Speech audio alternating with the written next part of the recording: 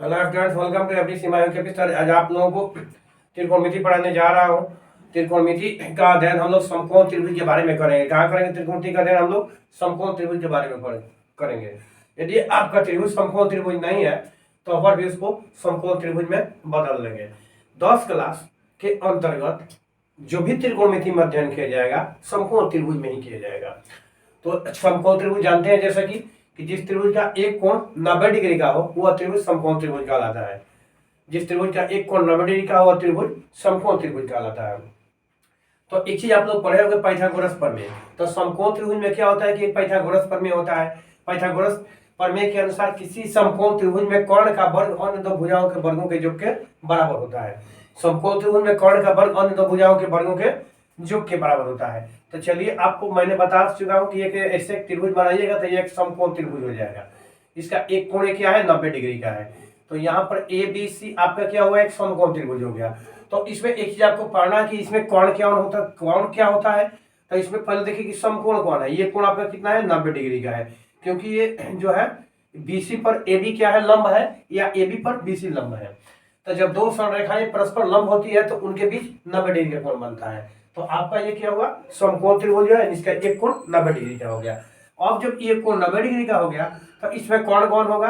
तो देखिए, समकोण त्रिभुज समकोण समकोण समकोण समकोण त्रिभुज में कोण समकोण के सामने वाली भुजा होती है।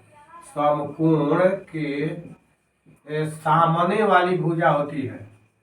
सामने वाली भुजा, समकोण के सामने वाली भुजा को क्या कहते हैं? कोण कहते हैं। तो समकोण त्रिभुज में कोण समकोण के सामने वाली भुजा होती है, या इसको कहा जाता है, यही आपका कोण होता है। तो इसमें कोण कितना है? 90 डिग्री का है। तो इसका मतलब कि ये आपका क्या हो गया? कोण हो गया। कोण को अंग्रेजी में हाइपोटेनस बोलते हैं। Hypotenuse, TENOUS, hypotenuse. ये आपका हो गया, कोण हो गया। इसे हम लोग डिनोटेट करते हैं किससे? यानी सूचित करते हैं H से। कोण को H से सूचित करते हैं। अब क्या हो गया कि ये तो आप कोण हो गया। तो पाइथागोरस प्रमेय के अनुसार, पाइथागोरस प्रमेय से आपको लिखना है कि पाइथागोरस प्रमेय से क्या होगा? पाइथागोरस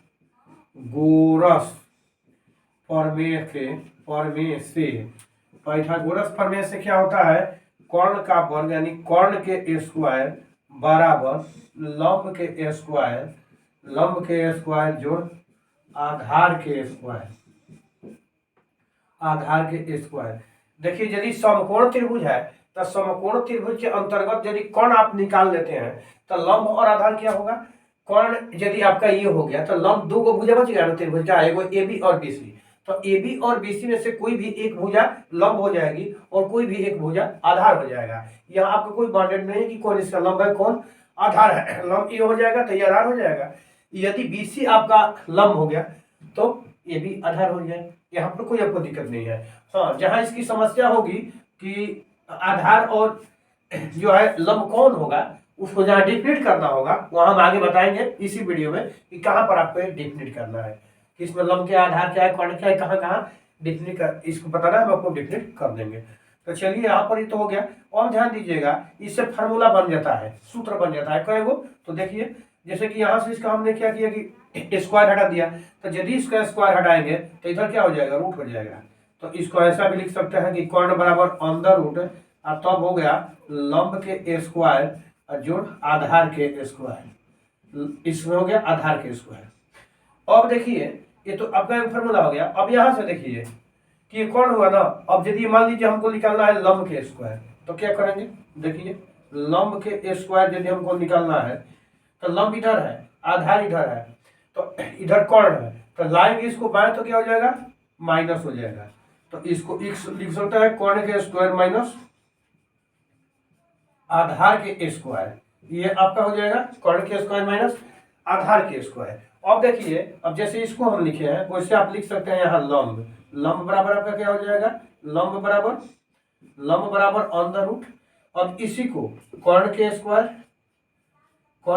स्क्वायर माइनस आधार के स्क्वायर,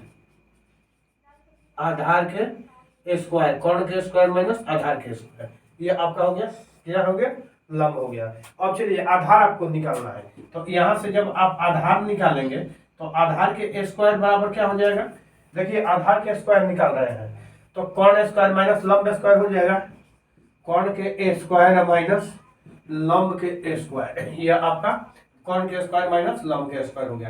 अब यदि आप केवल इसका आधार निकालिएगा कि आधार कितना होगा, तो इसके लिए आपको क्या करना होगा, इधर रूट हो जाएगा, रूट होकर के हो गया कर्ण के स्क्वायर माइनस लंब के स्क्वायर, कर्ण के स्क्वायर माइनस लंब के स्क्वायर आपका हो गया आधार बराबर। अब चलिए इसके बाद में हम आपको आगे बता रहे हैं कि इसमें एक चीज है निष्पत्ति क्या होती है। अब इसके बाद हम आपको निष्पत्ति बताने जा रहे हैं, इसलिए आप भागिएगा मत, वीडियो से बने रहिएगा, निष्पत्ति देखिए। और मैं आप लोगों को त्रिकोणमितीय निष्पत्तियां पढ़ाने जा रहा हूँ। क्या पढ़ाने जा रहा हूँ, त्रिकोणमितीय अनुपात या त्रिकोणमितीय निष्पत्तियां, दोनों एक ही चीज होता है। इसको लिख सकते हैं त्रिकोणमितीय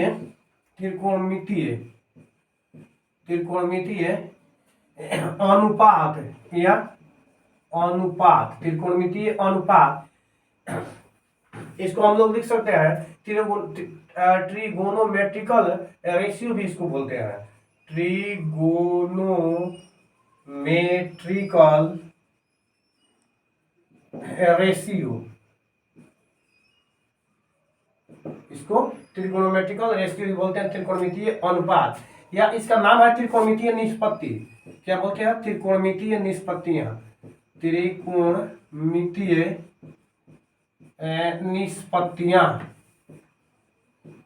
त्रिकोणमितीय निष्पत्तियां भी इसको बोलते हैं।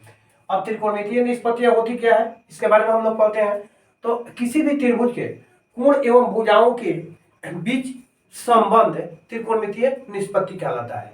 किसी भी त्रिभुज के, अर्थात समकोण त्रिभुज में लिख सकते हैं, ज्यादातर समकोण त्रिभुज आपका होता है, तो समकोण त्रिभुज के कहिए कि कोण यानी न्यून कोण, समकोण त्रिभुज के एक न्यून कोण और उनके भुजाओं के बीच अनुपात, यानी एक न्यून कोण और उनके भुजाओं के बीच संबंध। तो भुजाओं का अनुपात होगा उस कोण के, मतलब क्या इससे रेस्पेक्ट टू, यानी उस कोण के संबंध में, तो उसको हम क्या करेंगे, त्रिकोणमितीय निष्पत्ति कहते हैं। त्रिकोणमितीय निष्पत्तियां क्या है, तो किसी समकोण त्रिभुज के कोण एवं भुजाओं के बीच के संबंध को त्रिकोणमितीय निष्पत्ति कहते हैं। इसको आप लिख सकते हैं कि किसी भी त्रिभुज के, किसी समकोण त्रिभुज के, किसी समकोण त्रिभुज के कोण एवं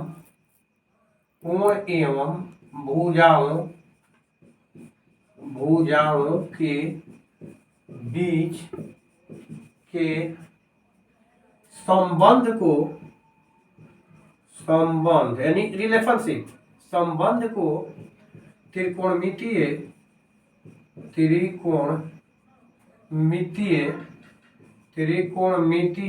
निष्पत्तियां बोलते हैं।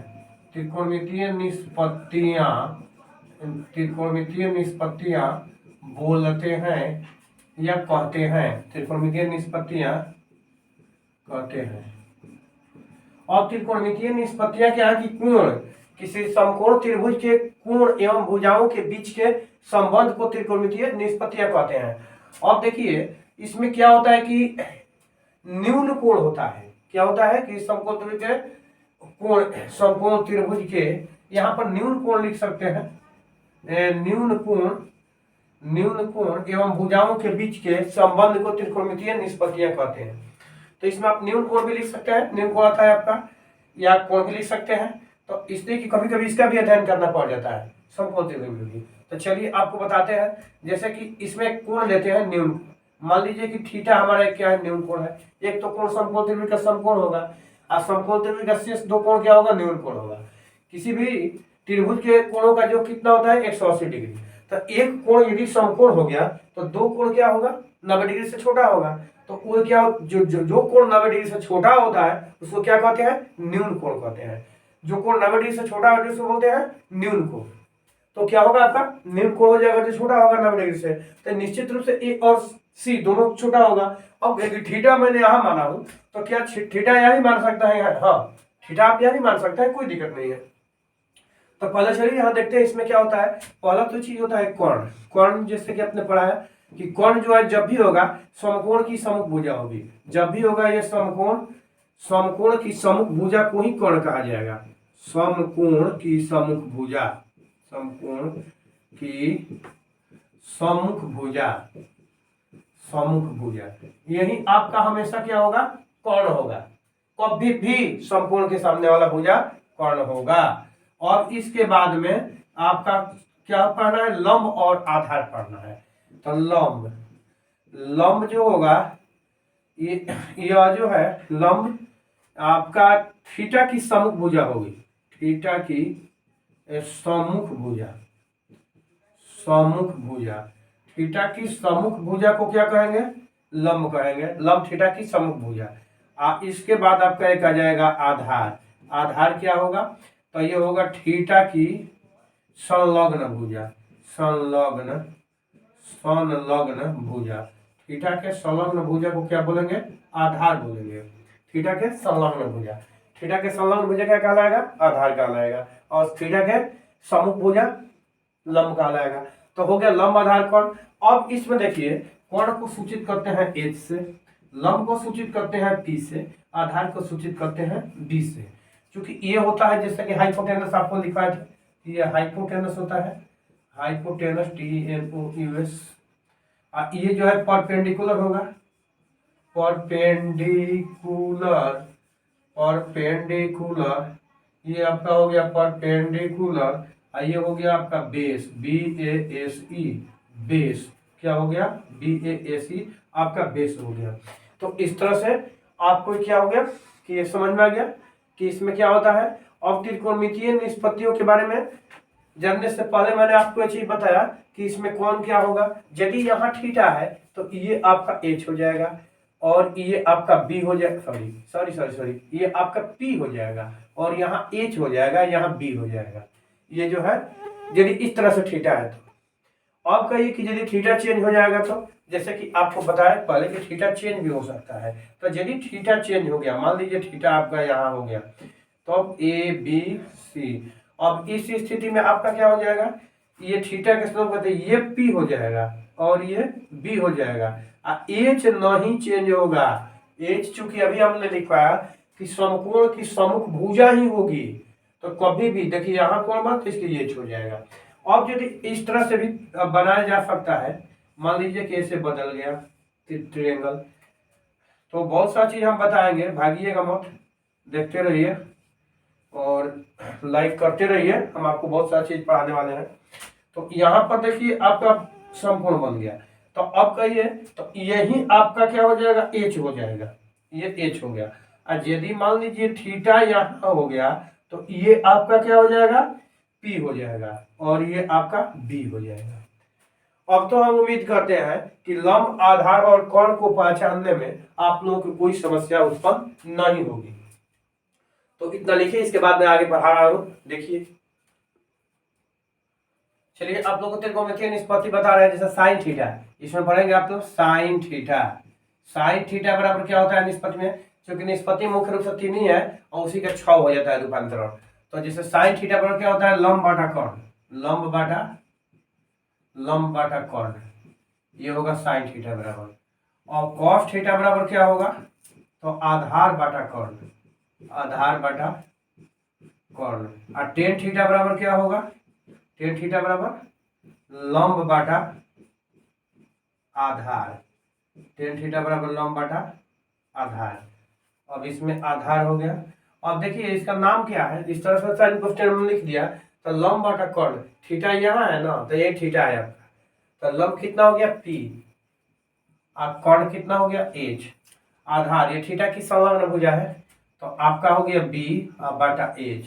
अब ये लंब P बाटा B हो जाएगा, यह लंब बाटा आधार, यही आपका हो गया 3 ठो। अब इसी का चेंज हो जाएगा, इसी का चेंज हो जाएगा। जैसे कि मान लीजिए 10 का उल्टा हो जाता है कॉट, 10 का उल्टा हो जाएगा कॉट, इसको उलट दीजिए टेन का, तो टेन का उल्टा हो जाएगा कॉट। कॉट थीटा बराबर क्या हो जाएगा, टेन का उल्टा, टेन का उल्टा। तो कॉट हो जाएगा, कॉट थीटा बराबर आधार, आधार बटा लंब, ये आपका कॉट थीटा। अब हो गया कॉस का उल्टा होता है, कॉस का उल्टा होता है सेक, कॉस का उल्टा हो जाएगा सेक, तो सेक थीटा बराबर इसमें हो जाएगा आपका कर्ण बटा आधार, कर्ण बटा आधार। और साइन का उल्टा हो जाएगा कॉसेक, क्या हो जाएगा कॉसेक, कॉसेक थीटा बराबर कर्ण बटा लंब, ये हो गया आपका इसका उल्टा। तो अब चलिए आप लोगों को यही चीज यहाँ पर याद करना होता है कि जैसे इसका P है तो B, ये B बटा P हो गया, और ये कर्ण है तो H बटा B हो गया, और ये कर्ण है तो H हो गया, और लंब हो गया P। तो ये आपको क्या हो गई, त्रिकोणमितीय निष्पत्तियां हो गई। इसको सूत्र मत कहिएगा, ये त्रिकोणमितीय निष्पत्तियां है। कुछ लोग इसको भूल से कहते हैं कि सूत्र बोले थे, सूत्र नहीं, सूत्र दूसरा चीज है। ये त्रिकोणमितीय निष्पत्ति है, आपको निष्पत्ति है, रेशियो है, अनुपात है। तब तक आप लोग इतना याद कीजिए। इसके बाद आप लोगों से नेक्स्ट वीडियो में मिलता हूँ इसका यूज लेकर के।